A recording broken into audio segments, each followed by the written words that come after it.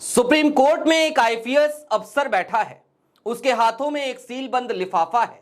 उस लिफाफे में कुछ खास जानकारी है और सुप्रीम कोर्ट के दो जजों की बेंच का ध्यान उसी लिफाफे की तरफ है। लेकिन इन सब के बीच वो फटकार लगा रहे हैं भारतीय जनता पार्टी के नेता को, मंत्री को, और इन सब के दरमियान वो सीधे तौर पे कह रहे हैं कि ये व्यक्ति हमारे धैर्य की परीक्षा ले रहा है। मामला शाह से जुड़ा हुआ है और मोदी और शाह भी शाह को बचाने की हालत में फिलवक्त नजर नहीं आ रहे हैं। हालांकि ये कैसी विडंबना है ना कि जब सब कुछ आपके पास ऑनलाइन मौजूद हो, जब चीजें तेजी से वायरल हो गई हो, जब सोशल मीडिया का दौर चल रहा हो, फिर भी न्याय मिलने में इतना वक्त लग रहा है। एक व्यक्ति जिसने जो शपथ लिया उसके ठीक उलट जाकर काम किया, बावजूद उसके हमें सुनने को मिलती हैं सुप्रीम कोर्ट से सिर्फ और सिर्फ सख्त टिप्पणियां, या फिर कि क्या ये ठीक उसी तरीके से नहीं है जैसे वर्तमान रक्षा मंत्री अक्सर कहा करते थे, हम इस बात की कड़ी निंदा करते हैं। तो क्या न्यायालयों की कड़ी निंदा कर देने मात्र से सब कुछ ठीक हो जाएगा, सब कुछ बदल जाएगा?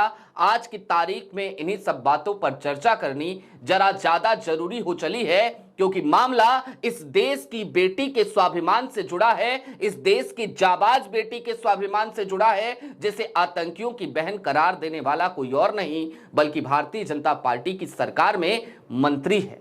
नमस्कार, मैं स्वप्निल और आप मुद्दा देख रहे हैं। सुप्रीम कोर्ट में आज एक बार फिर विजय शाह के मामले पर सुनवाई चल रही थी।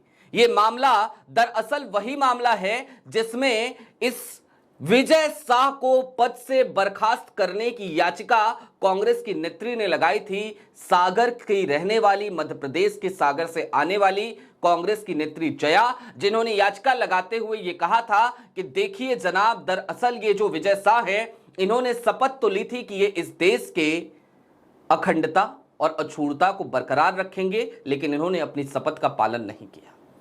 फिर सुप्रीम कोर्ट में आज क्या हुआ उस तरफ चलेंगे।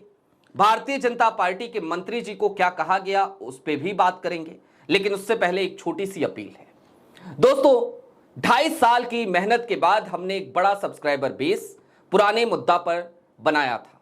यह चैनल वो चैनल नहीं है, हालांकि यहां पर आपकी मोहब्बत हमें तेजी से एक बार फिर मिलने लगी है। महज 5 दिनों के भीतर हम 10,000 के आंकड़े को पार कर गए हैं और हमें लगता है कि अगर इसी तरीके से आपकी मोहब्बत मिलती रही तो 2.5 साल की मेहनत के बाद हमने जो प्लेटफॉर्म खड़ा किया था वो हम चंद महीनों में बना लेंगे। लेकिन फिलवक्त हमें आपके इस मोहब्बत की भी जरूरत है और आपसे सहयोग की भी। स्क्रीन पर एक QR कोड है। जिस वक्त पुराना मुद्दा चल रहा था उस वक्त हमारे मेन बैंक अकाउंट जब फ्रीज हुए थे तब हमने आपसे अपील करी थी। आज की तारीख में हमारे पास वो चैनल भी नहीं है, समस्याएं वहां की वहां ही हैं। लिहाजा यदि आप सक्षम हो तो छोटी छोटी मदद मुद्दा की जरूर कीजिएगा। इसके लिए आप स्क्रीन पर दिख रहे QR कोड या फिर के नीचे दिख रहे UPI नंबर का इस्तेमाल कर सकते हैं। अब हम सीधे खबर की तरफ चलते हैं, और जब खबर की तरफ चलें तो मैंने जानबूझकर आज अंबानी साहब के चैनल से खबर उठाई। आपके स्क्रीन पर मैं अंबानी साहब के चैनल यानी कि न्यूज़ 18 की वेब पोर्टल की एक हेडलाइन दिखाना चाहता हूं। आपकी स्क्रीन पर है वो हेडलाइन। आपकी मंशा ने शक पैदा किया जब भरे सुप्रीम कोर्ट में मंत्री विजय शाह को जज ने लगाई फटकार। कर्नल सोफिया कुरैशी से जुड़ा है मामला। अब जरा यह जान लीजिए कि इस मामले में हुआ क्या। मैं आपको पहले बता चुका हूं यह याचिका कौन सी याचिका है। दरअसल ये वो याचिका है जिसमें मंत्री विजय शाह को उनके पद से बर्खास्त करने की मांग की गई है, और यह मांग कांग्रेस नेत्री ने करी है। जब भी कोई मंत्री शपथ लेता है तो वो अपनी शपथ में इस बात को दोहराता है कि मैं इस देश की अखंडता और अछूतता को बरकरार रखूंगा।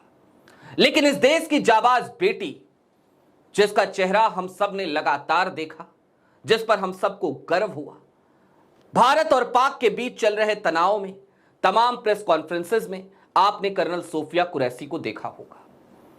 विजय शाह उसी दौरान एक कार्यक्रम के में यह बोलते हुए पाए गए कि मोदी जी के लिए तालियां बजाओ क्योंकि मोदी जी ने आतंकियों की बहन को ही भेजा। समझ में नहीं आया यह कौन सी विकृत मानसिकता है, समझ में नहीं आया ये कौन से लोग हैं, समझ में नहीं आया कि मंत्री की कुर्सी पर बैठा हुआ यह व्यक्ति, इसके अंदर किस तरीके की नफरत पनप रही है।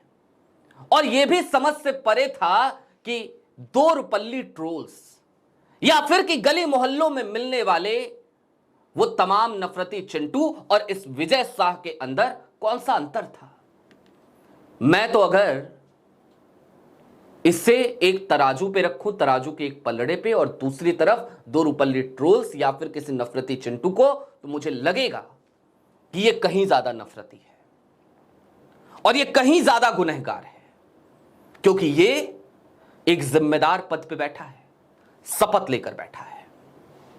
गंगा में बहुत पानी बह चुका है, लेकिन जरा सा याद कर लीजिए, फिर आज की कार्रवाई की तरफ आएंगे और फिर न्यायपालिका, आज न्यायपालिका की कड़ी फटकार पे भी बात करनी जरा जरूरी है। हाईकोर्ट ने स्वतः संज्ञान लिया था, उसके बाद हाईकोर्ट मध्य प्रदेश पुलिस की क्लास लगा रही थी। उसी समय सुप्रीम कोर्ट में यह मामला चलाया, सुप्रीम कोर्ट ने भी संज्ञान ले लिया। और सुप्रीम कोर्ट ने जब संज्ञान लिया तो जाहिर सी बात है हाईकोर्ट में चल रही तमाम प्रक्रियाओं को रोक दिया गया।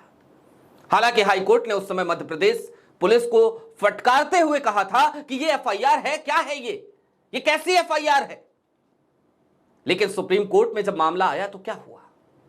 सुप्रीम कोर्ट में जब मामला आया तो कड़ी फटकार लगी, कड़ी निंदा वाली कड़ी फटकार। मंत्री जी से सीधे तौर पे यह जरूर कहा गया इससे पहले कि सुनवाई में, इस वाली याचिका में नहीं, कि आपकी माफी कहां है, वो कौन सी माफी है, ब्ला ब्ला ब्ला ब्ला ब्ला, बहुत सारी बातें की गई। लेकिन एक्शन क्या हुआ? एक्शन यह हुआ जनाब कि एक एसआईटी बनी, 3 आईपीएस अधिकारियों की एसआईटी, और वो जांच में जुट गई। लेकिन वो जो जांच कर रही है, उसे जांच किस चीज की करनी है?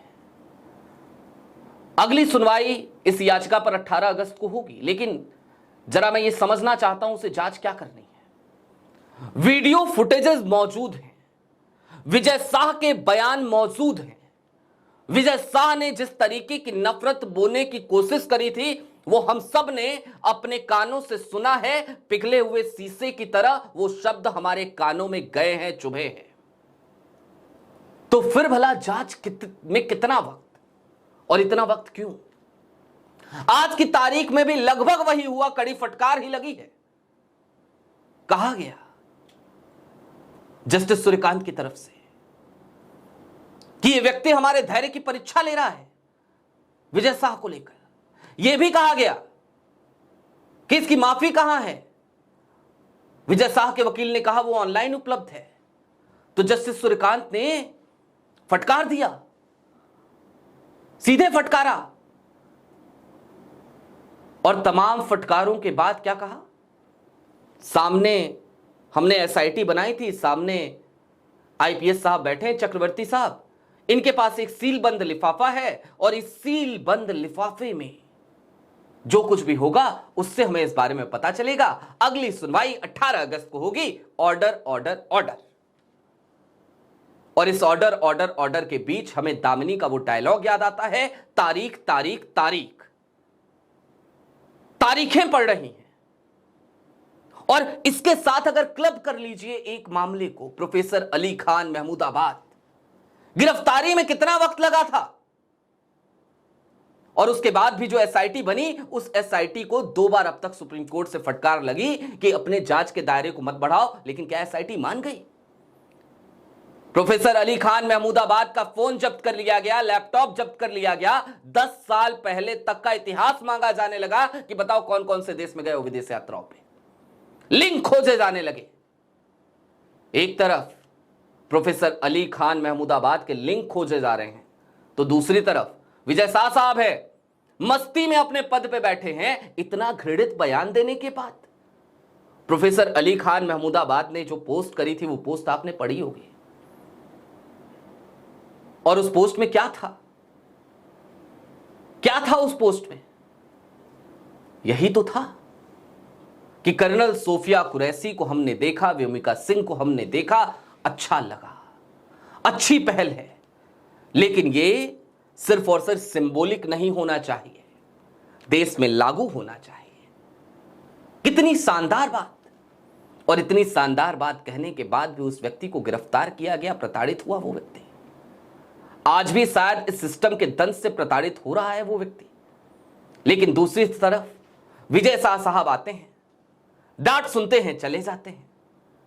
और विजय साहब तो आते नहीं, उनके वकील साहब आते हैं, फटकार उनको लगती है, चले जाते हैं। मीडिया में खबरें छप जाती हैं कि सुप्रीम कोर्ट से लगी कड़ी फटकार, और बस एक दिन हम सब खुश हो जाते हैं कि देखो सुप्रीम कोर्ट ने क्या शानदार काम कर दिया, क्या कड़ी फटकार लगा दी। सुप्रीम कोर्ट पर हमें भरोसा है। हमें यह भी समझ में आता है कि न्यायपालिका उसूलों के साथ चलती है, नियम कायदे कानूनों के साथ चलती है।